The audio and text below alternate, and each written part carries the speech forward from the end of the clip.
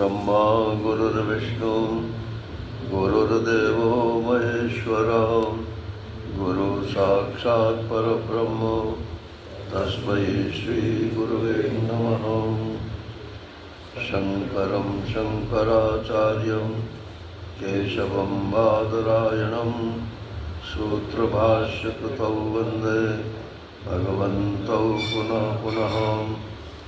ईश्वरो गुरुरात्मेति मूर्तिभेद विभागिने व्योमव्याप्तदेहाय दक्षिणामूर्तये नमः। कृष्णाय वासुदेवाय हरये परमात्मने प्रणतक्लेशनाशाय गोविन्दाय नमो नमः। गोविन्दाय नमो नमः। हरि ओम। नारायण नारायण नारायण नारायण। पहले शांति पाठ बोल लेते हैं। ओम सहना भवतु। ओम सहना भवतु। सहनौ भुनक्तु। सहनौ भुनक्तु। सवीर्यं करवावहै। सवीर्यं करवावहै। तेजस्विनावधीतमस्तु। तेजस्विनावधीतमस्तु। मा विद्विषावहै। मा विद्विषावहै। ओम शांति शांति शांति। ओम शांति शांति शांति। हरि ओम। कठोपनिषद का प्रसंग जोड़ते हैं।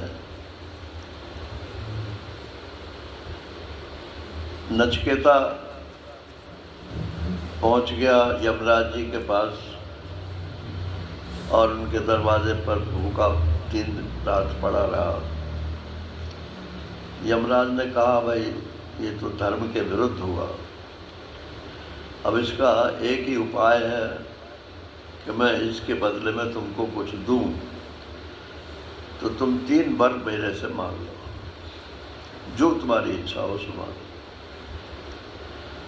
तो उसने पहला वर ये मांगा कि जब आप मेरे से प्रसन्न हैं तो इसका मतलब मुझे वापस तो भेजेंगे। जब मैं घर पहुंचूं तो मेरे पिताजी मेरे को पहचान लें कि ये वही है, मरा हुआ व्यक्ति नहीं है, और प्रेम से बात करें और उनका जो गुस्सा जिस वजह से उन्होंने मेरे को आपके पास भेज दिया वो गुस्सा ठंडा हो जाए। यमराज ने कहा कि अच्छा दिया, अब दूसरा वर मांगो। दूसरा वर कहता है कि मुझे उस स्वर्ग की विद्या बताइए। अब कहाँ तो उपनिषद की चर्चा होने वाली है और कहाँ स्वर्ग की कामना हो रही है। तो यहाँ भाष्य में शुरू में लिखा है कि ये भी इसी के अंतर्गत है, तत्व ज्ञान के अंतर्गत ही है। अधिकारी जो होता है, अगर मान लो गृहस्थ है तो क्या उसको ज्ञान नहीं हो सकता? क्या कपड़े रंगने से ही ज्ञान होता है क्या? ये तो एक वे ऑफ लाइफ है। किसी को घर घरौंदे में ही अच्छा लगता है और किसी को खुले में रहना अच्छा लगता है। तो जो खुले में रहना अच्छा लगता है वो सन्यासी हो जाते हैं, और जो उसी घर घरौंदों में कुछ कुछ करते रहते हैं ना रहे, वो उसी में घूमते रहते हैं। लेकिन तत्वज्ञान तो वहाँ भी हो सकता है, हो जाएगा ये नहीं कह रहा मैं। सकने में और हो जाने में बहुत अंतर है। बहुत सारी इफ्स एंड बट्स है ना। इतने प्रतिबंध हैं, रुकावटें हैं गृहस्थ आश्रम में कि उनके रहते हुए मनुष्य इधर चल नहीं पाता। संभावना तो है कि चल सकता है, लेकिन चल नहीं पाता। सत्संग का टाइम है और अरे मैं नहीं आऊँगा। मैं क्यों? आज फलाना काम है। अरे तो काम ही तो इम्पोर्टेंस हो गया ना। बस ड्यूटी तो निभानी पड़ेगी। अभी मलिक साहब कह रहे थे ड्यूटी तो निभानी पड़ेगी ना, लेकिन ड्यूटी तो इधर उधर भी कर सकते हो। बहुत कुशल व्यक्ति होगा तो दोनों में समन्वय स्थापित कर लेगा, नहीं तो समन्वय स्थापित होता नहीं है। इसलिए दोनों हाथ उठा देते हैं, चलो छुट्टी हुई। धर्म जो है ये भी एक धर्म है। आश्रम धर्म जो है ये भी एक धर्म है। आप गृहस्थ में हो तो गृहस्थ का धर्म पालन करो, और सन्यासी हो जाओ तो वो भी एक धर्म है। ऐसा नहीं है कि वो छोटा है और वो बड़ा है, लेकिन उत्तर है। गृहस्थ के बाद सन्यास होता है, सन्यास के बाद गृहस्थ नहीं होता है।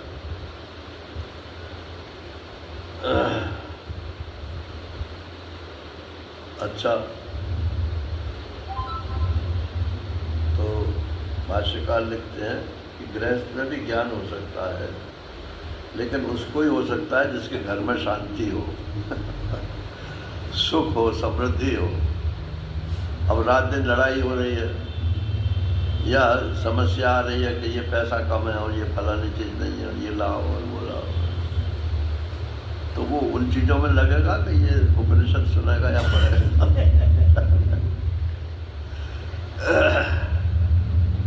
तो इसलिए पहला बार उसने ये मांगा कि घर में मेरे को शांति मिले।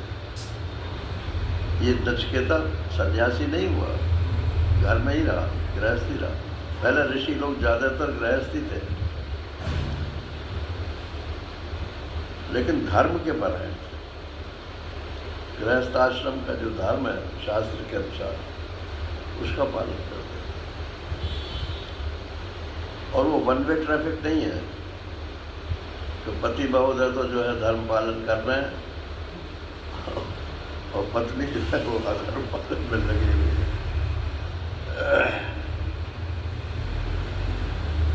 एक सज्जन ने महाराज जी से पूछा, वो सिंधी थे, थोड़ा मजाक भी करते थे। बोले महाराज जी ये धर्म पत्नी है तो इसका मतलब कोई अधर्म पत्नी भी होगी?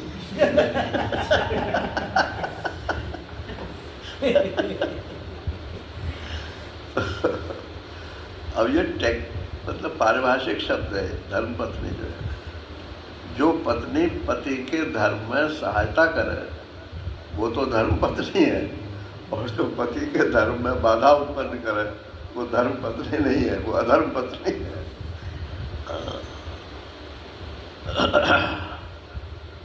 अब पहले क्या पता चलेगी कि ये धर्म पत्नी है कौन सी है?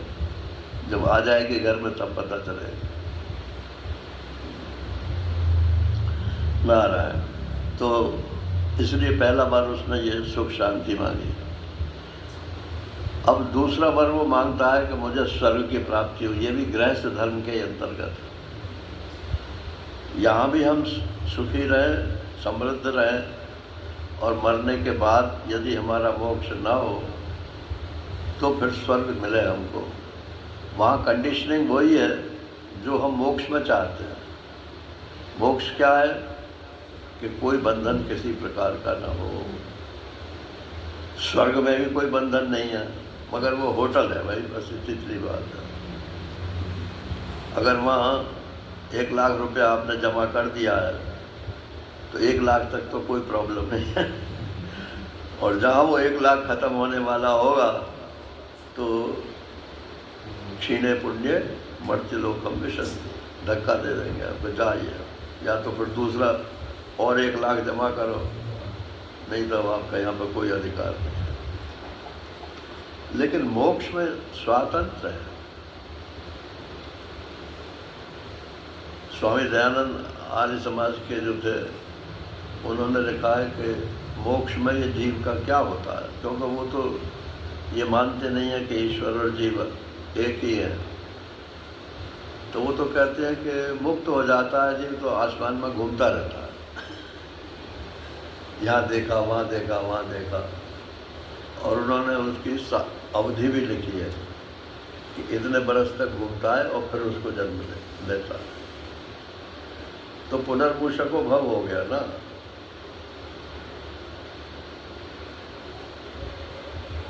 तो ये अपना शास्त्रोक्त मोक्ष नहीं है। लेकिन स्वर्ग में आपको कोई चिंता नहीं है। यही तो कह रहे हैं कि यमराज जी आपका भी वहाँ शासन नहीं लगता।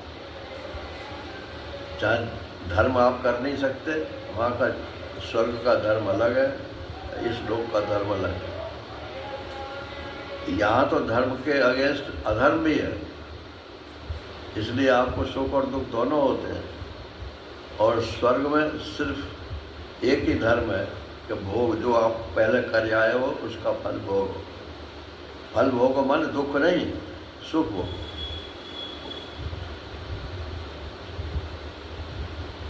तो ये जो स्वर्ग का दूसरा वर मांगा उसने,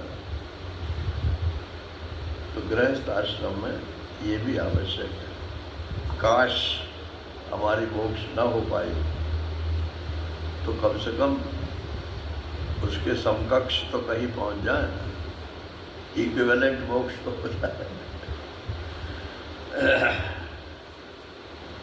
इसलिए ये मतलब तीसरा वर तो आज आने वाला है। ये 2 वर की बात हो गई।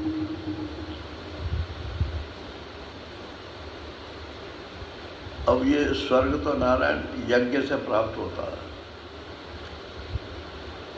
और सब यज्ञों से प्राप्त नहीं होता। स्वर्ग प्राप्ति के लिए जो वेद में यज्ञ बताए हैं उन्हीं से प्राप्त होता है। तो उन्होंने सारी विधि बता दी। अब आजकल तो बड़े बड़े हवन कुंड लोहे के बन गए हैं, उसमें आहुति डालते हैं, और संस्थाएं जो है वो किराए पे भी देती हैं। आर्य समाज में डेली हवन का विधि है, तो छोटे छोटे हवन कुंड दे देते हैं। और जहाँ शांति कुंज वगैरह है वो बड़े बड़े हवन कुंड बना रखे हैं उन्होंने। लेकिन पहले हमारे घर में भी उनका देवी जी का हवन होता था नवरात्रि में, तो हवन कुंड में नहीं होता था, मिट्टी का हवन कुंड में वो वेदी बनाते थे और उसमें फिर आहुति डालते थे। तो उन्होंने ये बताया कि कितनी ईंटें इसमें लगेंगी, कैसे रखना है, वो विधि इम्पोर्टेंट है। चाहे जैसे आप लगा दो, चाहे जो कुछ कर लो। यहाँ तक लिखा है कि चावल नाखून से उसका वो निकालो, छिलका धान का सामग्री के लिए। अब आज आधुनिक वाला कहेगा कि ये क्या नाखून से क्या निकालें, मूसल से निकाल लो। पुराने ज़माने में मूसल से निकाल लेते, आजकल कहेंगे वो मशीन आती है ना, वो 1 सेकंड में निकाल देगी।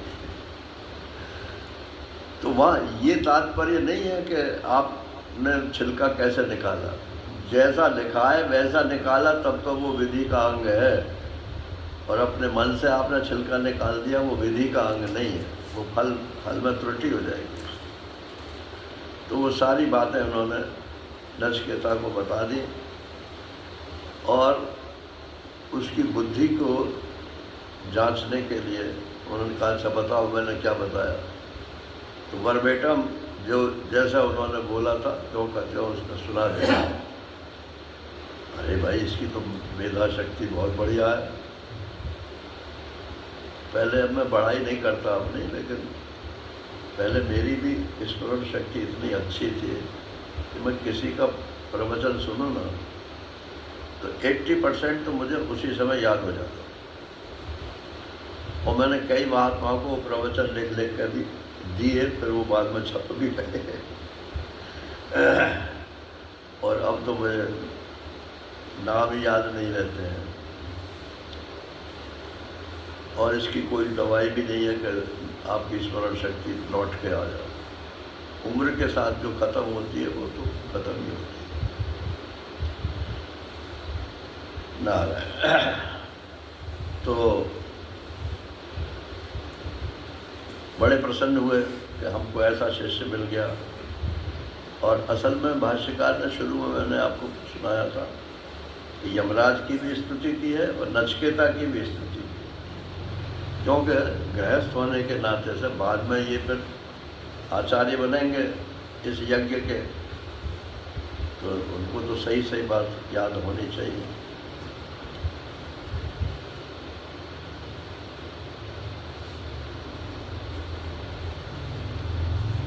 तो बहुत प्रसन्न हो गए, तो उन्होंने कहा अच्छा मैं तुम्हें एक बार और देता हूँ, ये जो अग्नि विद्या है, ये अग्नि विद्या नचिकेता के नाम से ही जानी जाएगी। और देखो ये माला मैं तुम्हें दे रहा हूँ, तो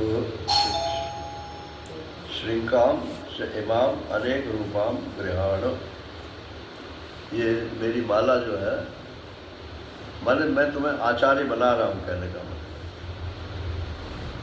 आज भी जैसे मेरी मैं माला पहन रहा हूँ ना, रुद्राक्ष, बीच में तो मैं पहनता था तो फिर मैंने उतार दी थी। अब ये उत्सव जो हुआ तो मौनी जी ने कहा आपकी माला कहाँ है? मैं अब माला नहीं पहनता हूँ। उन्होंने फिर अपने पास से माला दे दी, फिर मैंने धारण किया। जो प्रवक्ता हो, दूसरों को उपदेश करता हो, उसे गुरु के द्वारा प्रदत्त माला भी धारण कर दीजिए। तो आचार्य बनाने के लिए उन्होंने कहा कि मैं तुम्हें अपनी ये माला दे रहा हूँ, ये अनेक रूप धारण करेगी। माने अगर तुम कहीं भूल भी जाओगे तो ये माला बोलेगी, तुम्हें बता देगी, और इसका फल जो है वो आपको जो का त्यों प्राप्त।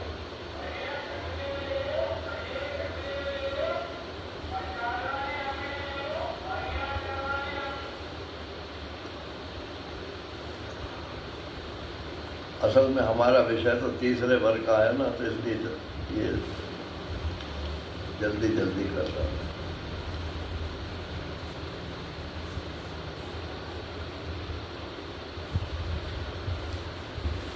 लेकिन एक बात बताइए कि इसका 3 बार चयन करना पड़ेगा।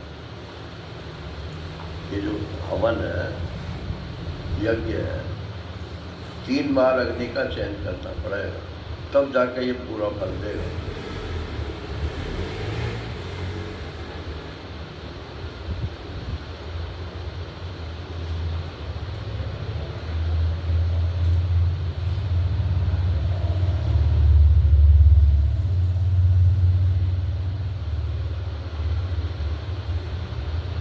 ये 18वां श्लोक देखिए।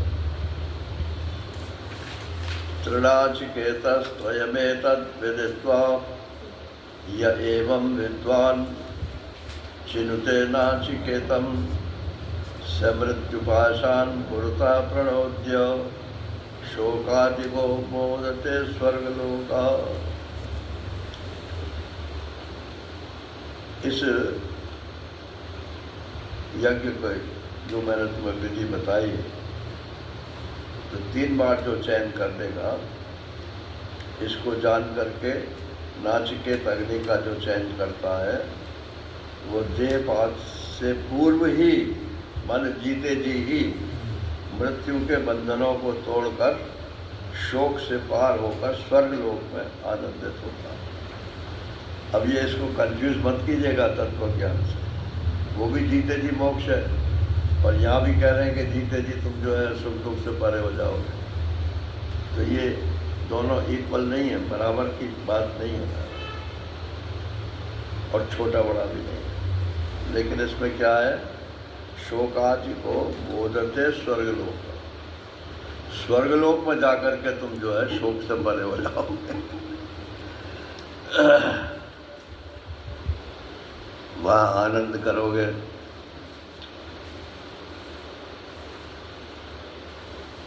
अब तुम हे नचिकेता 3रा वर और मांग लो।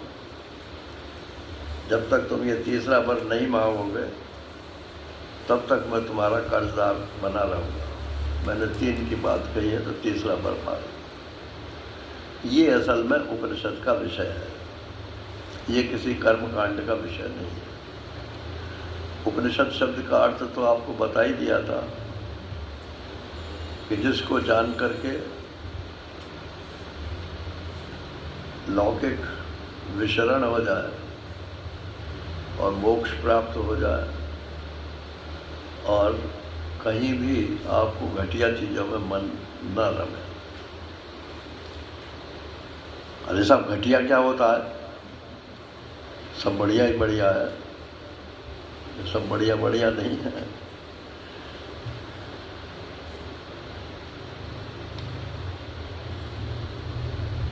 ये आजकल उल्टी गाड़ी चल रही है। जिसको दुनिया मेजॉरिटी रूल है ना, जिसकी ज़्यादा हाथ उठ जाए बस वही बढ़िया है। अरे साहब, 80% लोग प्याज लहसुन खाते हैं तो 80% से अच्छी हो गई क्या वो? नहीं, उसमें ये गुण है, उसमें ये गुण है। साइंटिस्ट आ गए वहाँ।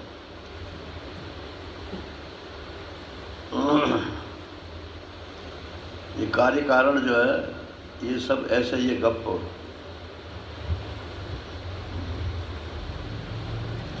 देखो जाकर के दिल्ली के अस्पतालों में सब पंजाबी आपको भर्ती मिलेंगे और सब प्याज लहसुन खाते हैं।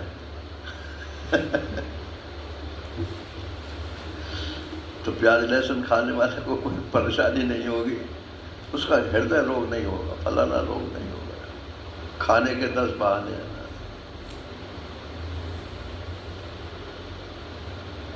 महाराष्ट्री कहते हैं कि जिसको तुम्हारे बाप दादा नहीं खाते थे और जिसको महात्मा लोग मना करते हैं, धर्मज्ञ लोग मना करते हैं, शास्त्र मना करता है, उस पर तुम्हारी जिद क्यों है कि हम यही खाएंगे, ऐसे ही रहेंगे, ऐसे ही रहेंगे। पहले स्वामी निश्चलानंद जी महाराज खुले में बोलते थे कि पैंट पैजामा वाले जो है पैर ना छुए हैं।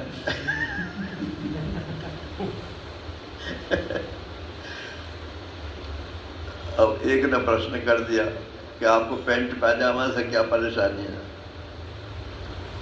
तो पहले तो उन्होंने कारण बताया। बोले पैंट पैजामा वाले खड़े होकर बाथरूम जाते हैं तो बाथरूम के छींटे उनके पैंट पर पड़ते हैं, वो क्या दूसरी पैंट बदल देते हैं? उसी पैंट से 15 दिन निकाल देते हैं। तो आपको क्या परेशानी है वो अगर ऐसा करते हैं? बोले मेरे पैर है, मैं नहीं छुआ था, तुम्हें क्या परेशानी?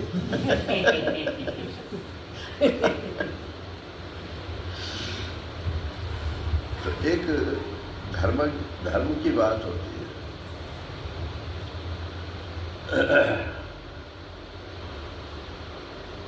नारायण।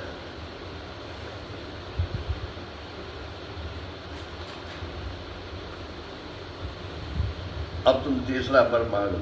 अब यहाँ पर भाष्यकार ने बड़ा लंबा इंट्रोडक्शन दिया।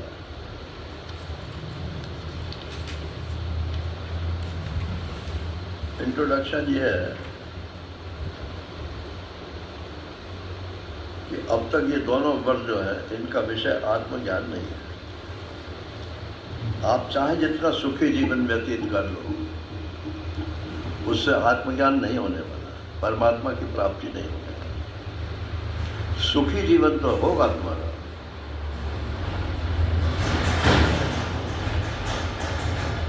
दुखी हो इसलिए सुखी मालूम पड़ता है।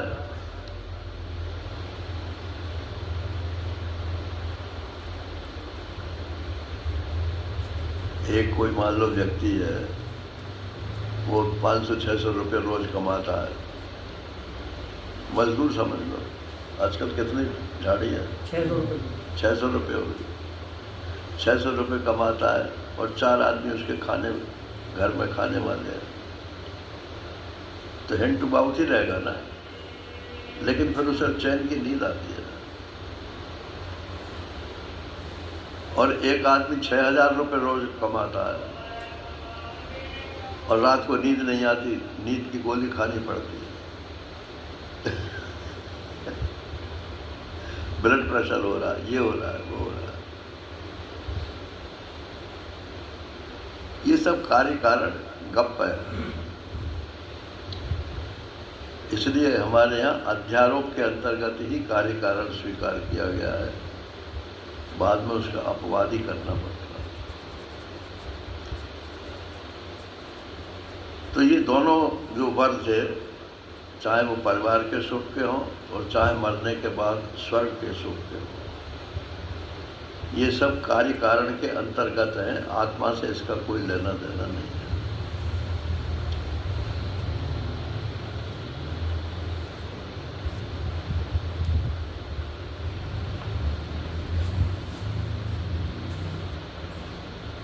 अब क्या चीज़ हो कि हमको आत्मज्ञान हो जाए?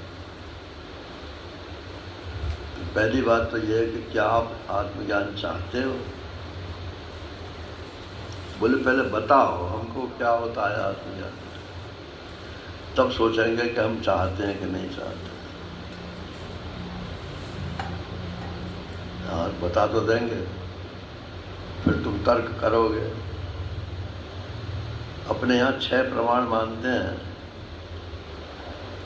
प्रत्यक्ष, अनुमान, उपमान, अर्थापत्ति, अनुपलब्धि और श्रुति।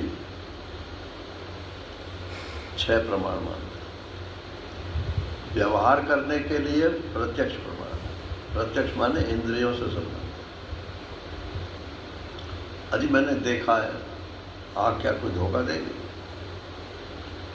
ठीक है, परंतु इतने ही तक सीमित है बस।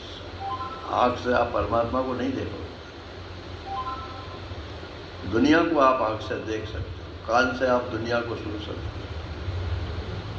बोले नहीं, परमात्मा का साक्षात्कार होना चाहिए। अभी वहाँ किसी ने पूछा मेरे से, तो बाहर से आए थे, बोले आपको भगवान का दर्शन हो गया? तो विवेकानंद की बात को लेकर लोग उड़ गए ना, सबके सब। विवेकानंद जी ने रामकृष्ण परमहंस से पूछा था ना कि आपको साक्षात्कार हुआ है कि नहीं? उन्होंने तो कह दिया कि हाँ हुआ है। सेठ जयदयाल गोविंदका जी को पूछा किसी ने, क्योंकि वो तो ब्रह्मज्ञानी के रूप में पूछते थे। बोले आपको साक्षात्कार हुआ? तो उन्होंने इतना सुंदर जवाब दिया। बोले अगर मैं कहूँ कि नहीं हुआ तो आप कहोगे जब आप ही को नहीं हुआ तो हमको क्यों उपदेश करते हो? और अगर मैं ये कहूँ कि मुझे हुआ तो आप कहोगे कि हम प्रमाण बताओ कि आपको हुआ। इसलिए ये तो गुपचुप की बात है भाई।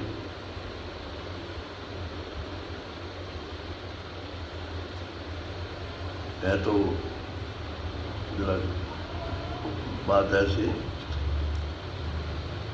वो किसी बहू के बालक होने वाला था, तो वो सास से बोली कि माता जी जब मेरे बच्चा हो तो मेरे को जगा देना, ऐसा ना हो मैं सोती रह जाऊँ। तो सास बोली कि बहू मैं तुझे क्या जगाऊंगी, तू ही सारे घर को जगा दे।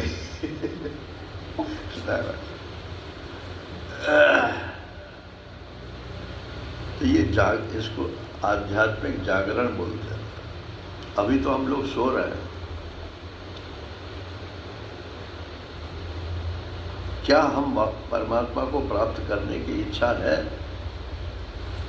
पता नहीं जी है परमात्मा है भी कि नहीं है, आपके बस की बात नहीं है। छोड़ो, परमात्मा की चक्कर छोड़ो। पहले इतना तो होना चाहिए ना कि परमात्मा है, और इतने लोगों को अब तक साक्षात्कार हुआ है, तो हमको क्यों नहीं हो सकता? कि नहीं हमको बताओ। बताओ माने, बताओ शब्द भी पारिभाषिक है। जबान माने शास्त्र से मत बताओ, इंद्रियों से बताओ। देखो ये रहा परमात्मा। वो एक चंद्रलेखा उपन्यास था, उसमें पिक्चर भी बन गई थी बाद में। तो उसमें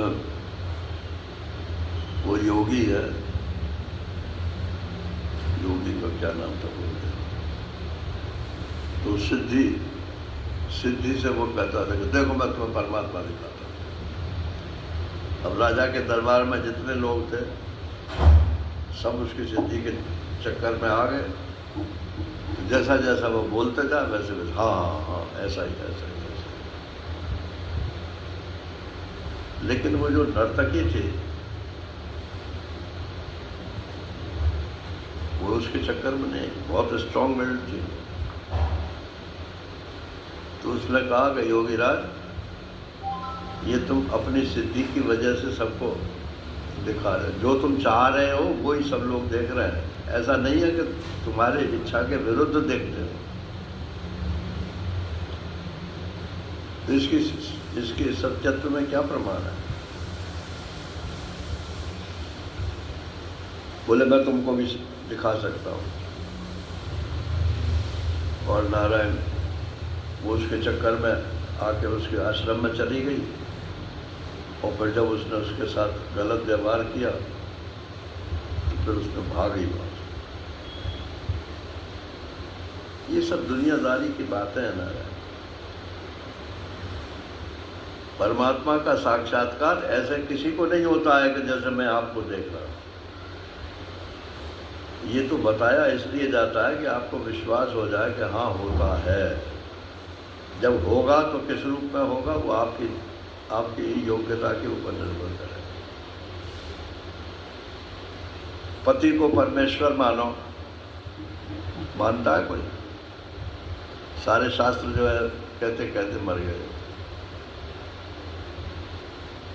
अब उल्टी बात है, पति परमेश्वर है तो पत्नी को भी परमेश्वर वो उसको परमेश्वर मानता है, वो उसको परमेश्वर मानता है। दोनों ही परमेश्वर हो गए और दोनों में कोई भी परमेश्वर नहीं है। तो केवल धर्म पालन करने के लिए ये भावना कराई जाती है। आज जो हमारा सनातन धर्म है वो कामनाओं के चक्कर में आया हुआ है। और गीता जहाँ से शुरू होती है वो यहीं से शुरू होती है कि कामनाओं का त्याग करो तब कर्म करो।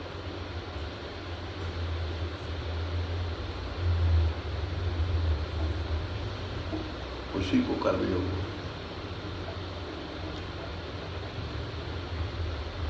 हमने मालूम बहुत अच्छा पढ़ लिया, पढ़ने के लिए पढ़ लिया कि नौकरी करने के लिए पढ़ लिया?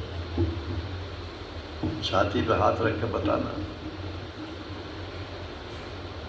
अरे साहब नौकरी नहीं मिली है। अरे तुम विद्वान हो गए, ये क्या काम है? धन तो प्रारब्ध से कहीं कैसा भी मिल ही जाए।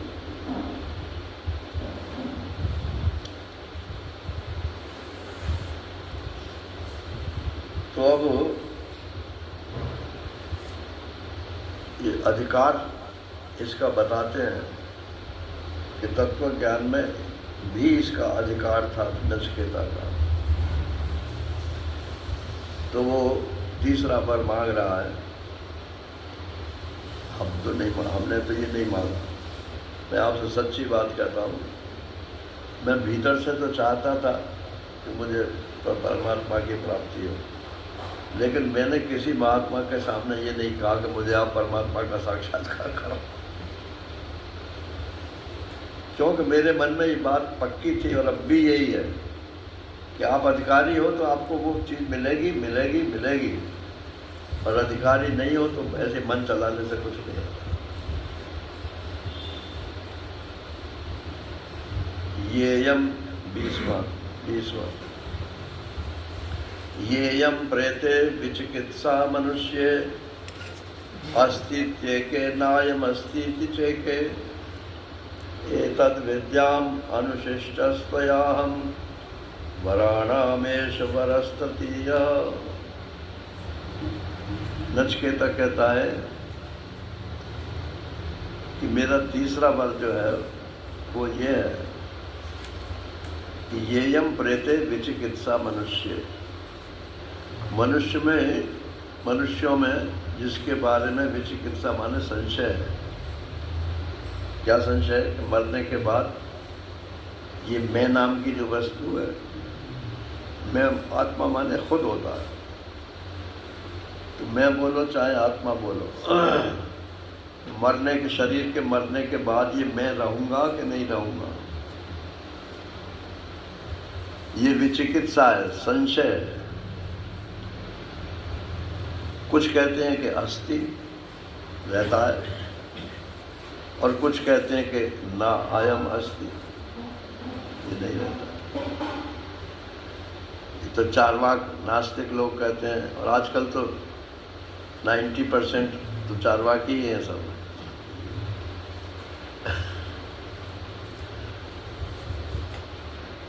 – 90% हो गए। और ये सुख समृद्धि का साधन धन जब से ये समाज में बढ़ रहा है ना, चार्वाक की तरफ ही सब जा रहे हैं।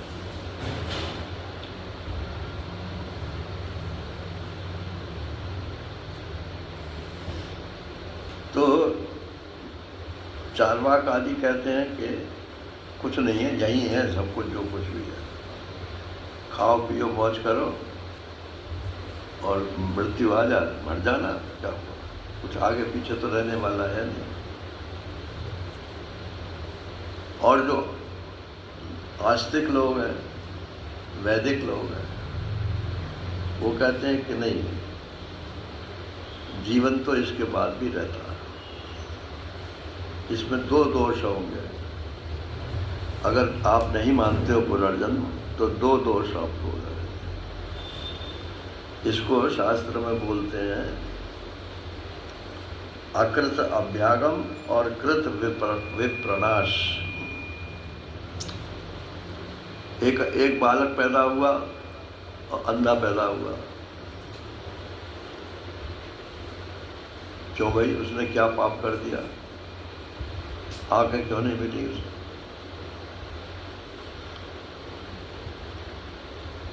तो कोई ना कोई उसका पिछला कर्म ऐसा है जिसका फल उसे, तो अकृत, यहाँ तो उसने कुछ किया नहीं है गड़बड़, तो बिना किए हुए ही उसे पाप का फल मिल रहा है क्या? अगर पुनर्जन्म मानते हैं तो फिर ये होगा कि नहीं, अब तो नहीं किया लेकिन पहले तो किया है।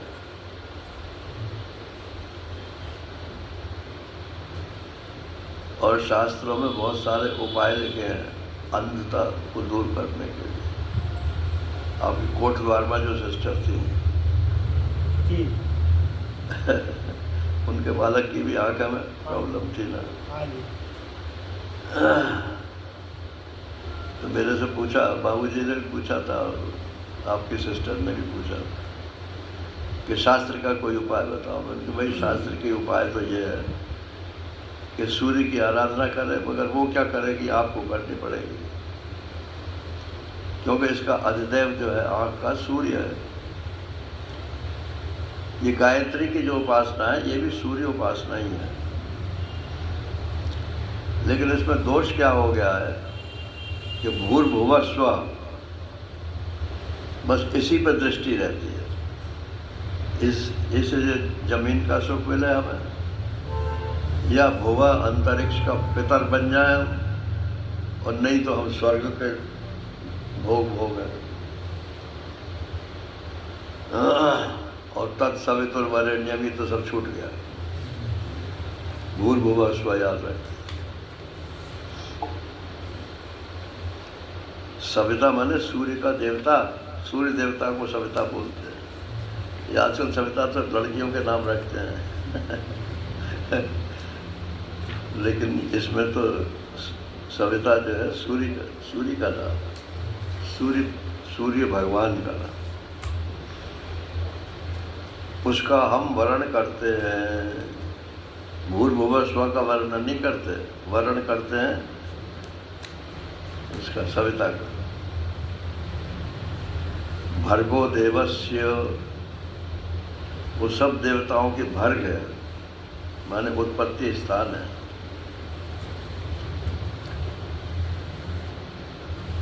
धीमहि धियो यो न प्रचोदयात्, हम उसका ध्यान करते हैं, वही हमारे भीतर बैठ करके हमारे मन को प्रेरित करें। वो सूर्य भगवान हमारे मन में बैठ करके हमारे मन को प्रेरित करें।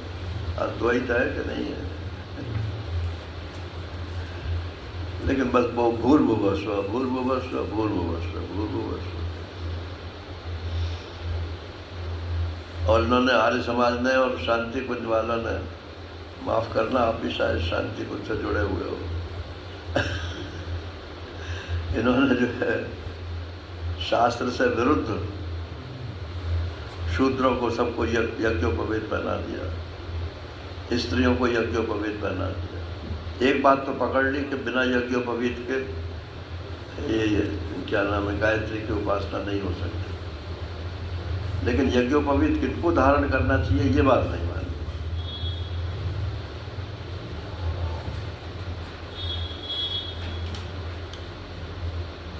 हम उनकी यूनिवर्सिटी देखने गए, हरिद्वार में है ना,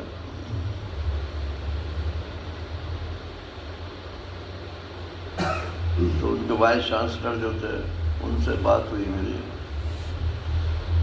तो मैंने कहा आप ये अश्वमेध यज्ञ कराते हो, घोड़ा छोड़ते हो, दीपक जला के जो है अश्वमेध यज्ञ करा देते हो, ये शास्त्र की कौन सी विधि है ये बताइए आप। बोले वो विधि तो नहीं है, मगर ये है कि आजकल कलयुग है, वो शास्त्र की विधि पालन नहीं हो सकती है, इसलिए हमारे आचार्य जी ने ये शॉर्टकट निकाला। अब मैं चुप हो गया, मैं क्या है।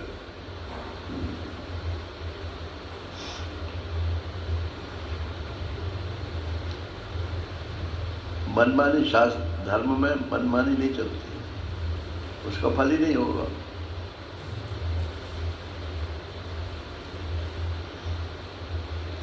तो कोई तो कहते हैं कि मरने के बाद मैं रहता हूँ, और कोई कहते हैं कि मैं नाम की कोई चीज़ बाकी नहीं रहती, यही सब समाप्त हो जाता है। अब किसी ने कहा कि रहता है तो हमको दिखाओ मरने के बाद मैं है कि नहीं है। तो खैर मैं तो बहस ज़्यादा करता नहीं हूँ, लेकिन एक बात मैंने उनसे कही, मैंने देखेगा कौन? जो मर गया है वो देखेगा या जो जिंदा है वो देखेगा? मरने के बाद मैं नाम की वस्तु रही कि नहीं रही, ये इसको देखेगा कौन? कौन जानेगा? जो मर गया तो तुम्हारे हिसाब से तो कोई तो मर गया, वो क्या देखेगा? और यदि मैं कहूँ कि हाँ रहता है तो मैं तो जिंदा हूँ ही हूँ ना।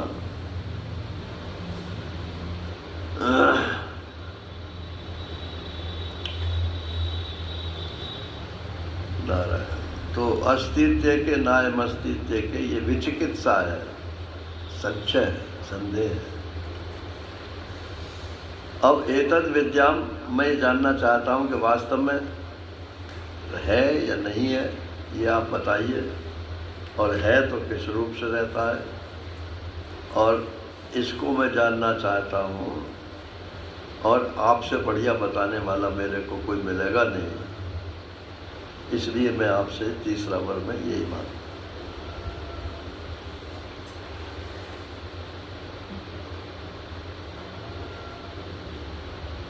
एक और वो कृत विपर्णाष्ट रह गया, जो किया नहीं है उसका फल तो मान लो अंधा पैदा हो गया। और यहाँ जो आप पुण्य कर रहे हो लाखों रुपया दान में कर रहे हो, उसका कुछ फल होगा कि नहीं होगा?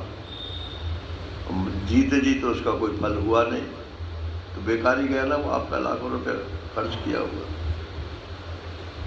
इसीलिए कहते हैं कि भैया दान मान सब बेकार है, अपने बेटों को दे जाओ वो उसकी सुरक्षा करे। अब बेटी भी कूद गई आगे, मेरा भी तो हक है।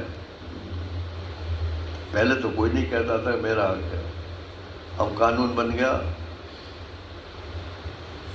हम ग्वालियर से आ रहे थे तो एक किसी की कार में आ रहे थे, उसमें एक और परिवार भी बैठा था, तो वो आपस में चर्चा कर रहे थे, हम तो सुन रहे थे। तो वो महिला जो थी वो मथुरा ब्याही थी, तो उसे मथुरा आना था, हमें वृंदावन आना था। और उसके पिताजी की डेथ हो गई थी, तो उसकी वहाँ बड़ी हवेली थी और उसके साथ 3 भाई थे या 2 भाई थे। तो उनमें ये बहस थी कि भाई उस समय मान थे नहीं, वो महिला ही बता रही थी कि भाई लोग कहते हैं कि हम तो 2 ही हिस्से करेंगे, तुम्हें जो चाहिए वो हमको बता दो, हम दे देंगे।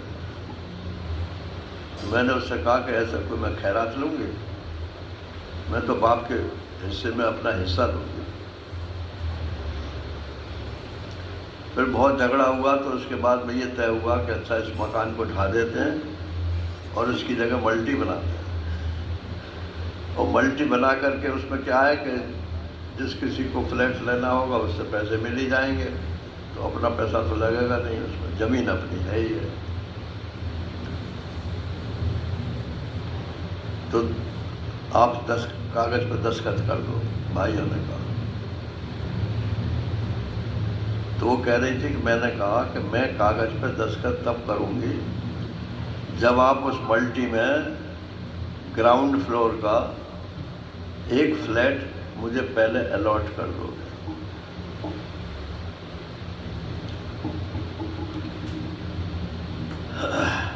अब मरने के बाद रहता है नहीं रहता है, इन प्रश्नों का तो अब आजकल कोई भूल ही नहीं रह गया।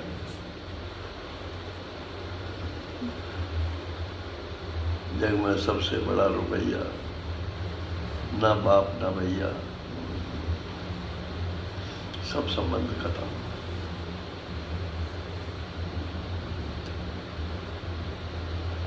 तो कृत विप्रनाश, जो हमने अच्छा काम किया है उसका फल यदि हमें इस जीवन में नहीं मिला, और आप कहते हो कि आगे का जीवन है नहीं, तो बेकार उसका नाश ही हो गया ना।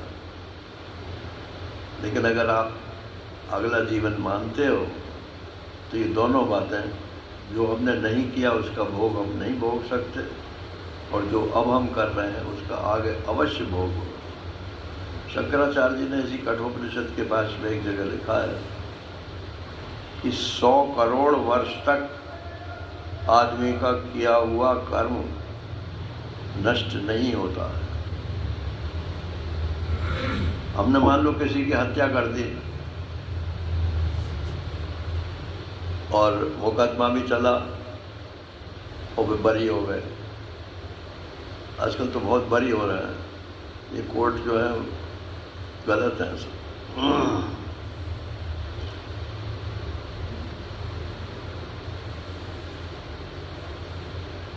तो यहाँ से बरी नहीं होते तो सुप्रीम कोर्ट से बरी हो जाते हैं। बस मुसलमान होना चाहिए।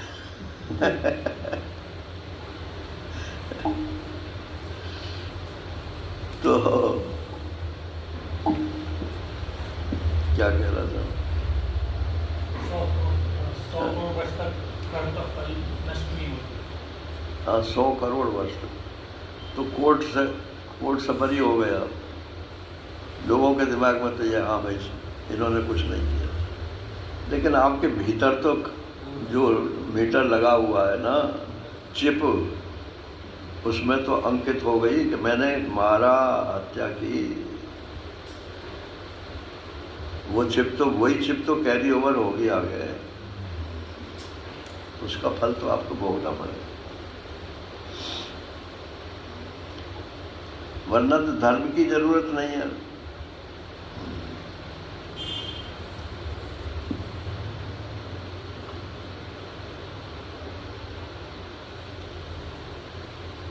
अब यमराज ने सोचा कि ये ऐसा प्रश्न आत्मा के बारे में कर रहा है, तो मैं जरा देखूं तो सही कि ये वास्तव में इसका हकदार है कि नहीं। बता भी दूं मैं, मान लो, तो उसे सुरक्षित रख पाएगा कि नहीं रख पाएगा। अभी आजकल जो महात्मा लोग गिरफ्तार होकर जेल में बंद हो जाते हैं कदाचार में ही तो बंद होते हैं ना, वो सब वेदांती होते हैं। अरे हम तो आत्मा है, ब्रह्म है, हमें क्या पाप पुण्य लगता है। और फिर जेल में जब चले जाते हैं तब भी कहते नहीं नहीं कुछ नहीं कुछ नहीं।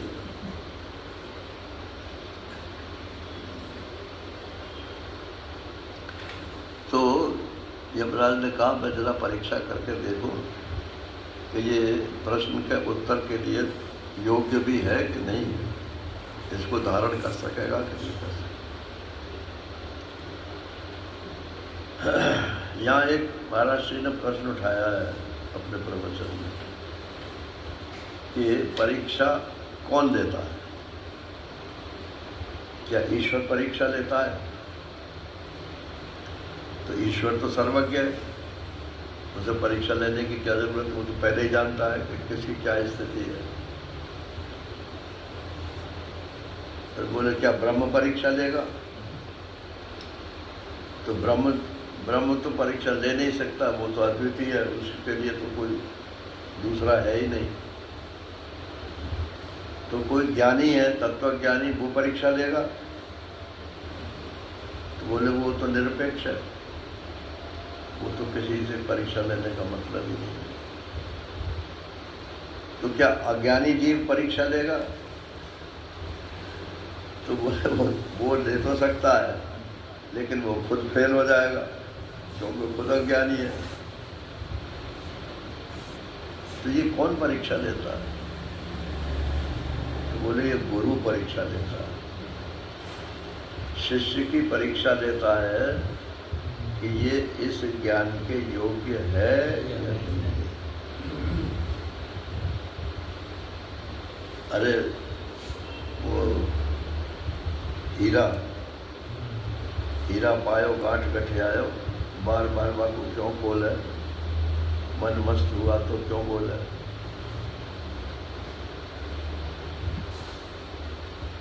तो जिसमें चांदी के जेवर रखते हो या सोने का जेवर भी उसी में रखते हो, क्या हीरे का जेवर भी उसी में रखते हो। जितनी ज़्यादा कीमती चीज होगी उसके लिए उतना ही सुरक्षित आवरण चाहिए।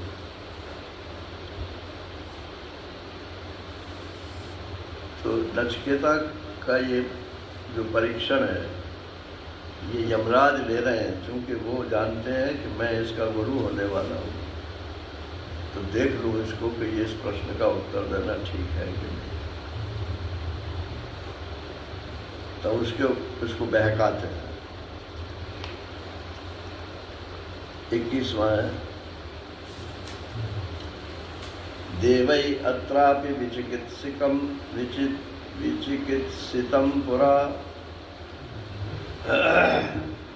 न हि सुज्ञेयम् अनुरेष धर्मः अन्यं वरं नचिकेतो वृणीष्व माम् उपरोत्सीरति सृजैनम्। अरे नचिकेता, देवै अत्रापि विचिकित्सिकम पुरा माने पहले भी देवता लोग भी इस विषय में जो है संशय रखते थे। मनुष्य रखते हैं तो कोई बात नहीं है। ये इतनी इम्पोर्टेंट चीज है कि देवताओं में भी एक मत नहीं है कि आत्मा मरने के बाद रहता है कि नहीं रहता, क्योंकि वो तो भोगी है, उन्हें तो भोग से ही फुर्सत नहीं है।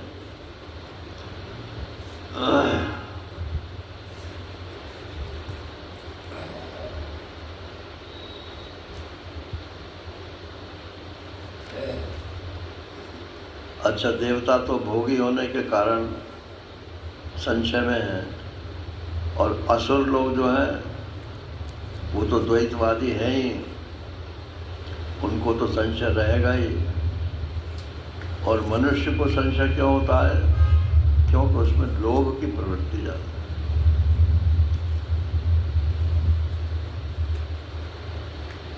देवताओं में काम की प्रवृत्ति ज़्यादा है, मनुष्यों में लोभ की प्रवृत्ति ज़्यादा है। ये दो ही चीज़ें आदमी को बांधती हैं, काम और लोभ।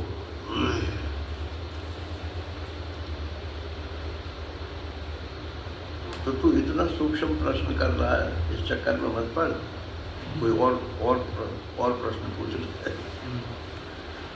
नहीं सुज्ञेयम, और ये सब अगर मैं बोलूँगा अभी तो तेरी समझ में आवेगा कि नहीं आएगा, जल्दी समझ में आने वाला नहीं है। अनुरेश धर्म बहुत सूक्ष्म बात है, बहुत सूक्ष्म बात। अच्छा चलो, तो फिर नहीं पूछते।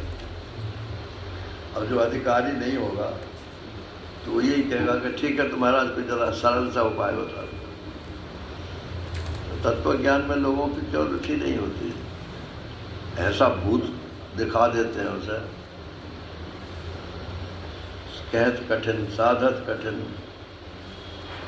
क्या है, कठिन विवेक होए गुणाक्षर न्याय, जो पुण्य प्रत्यु अनेक।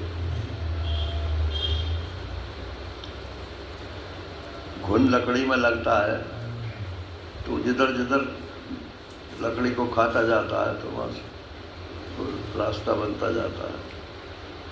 तो उसमें काका काका बनता है क्या, बनाता है क्या वो? लेकिन लोग देखते हैं तो कह रहे ये का है। अनुरेश धर्म बहुत सूक्ष्म बात। सबसे आसान कर्म है, उससे कठिन धर्म है। कर्म और धर्म एक बात नहीं है। सबसे आसान कर्म है और उससे कठिन धर्म है, और धर्म से कठिन उपासना है, उपासना से कठिन भक्ति है, भक्ति से कठिन प्रेम है, और प्रेम से कठिन ज्ञान है। छठी जाकर छठे स्थान पर। अरे बोले छोड़ो, ये तो बहुत बहुत कठिन हो गया। और जो अधिकारी है वो कहेगा मुझे तो छठी बात ही बताओ, मुझे 5 बात चाहिए ही नहीं।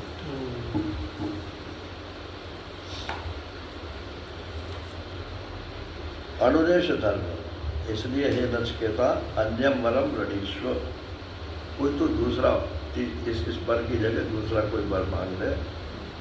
माम उपरोध सीरति माँ सृजनम, मैं तेरे से प्रार्थना करता हूँ कि तू अपनी जिद को छोड़ दे, कि मैं यही जानूँ। मुझे जैसे आजकल लोन ले देते हैं ना बैंक, तो फिर वो देता नहीं है तो बैंक वाले जो है वो हिलने तैयार रखते हैं। तो वो रास्ते में रोक लेते हैं, उसकी कार या जिस वजह से उसने लोन लिया है, बाइक है, उसे छीन लेते हैं। पहले लोन जमा करो, किसी को रोकना बोलते हैं। तो कहते हैं कि मैंने कह दिया कि तेरे 3 बार दूंगा, इसलिए तू ज़बरदस्ती कर रहा है मेरे साथ, तो मुझे रोक मत, कोई और चौथा बार मांगे। अब नचिकेता इसका उत्तर देगा नारायण। वो कहेगा जब इतनी इम्पोर्टेंट चीज़ है तो मुझे तो यही चाहिए।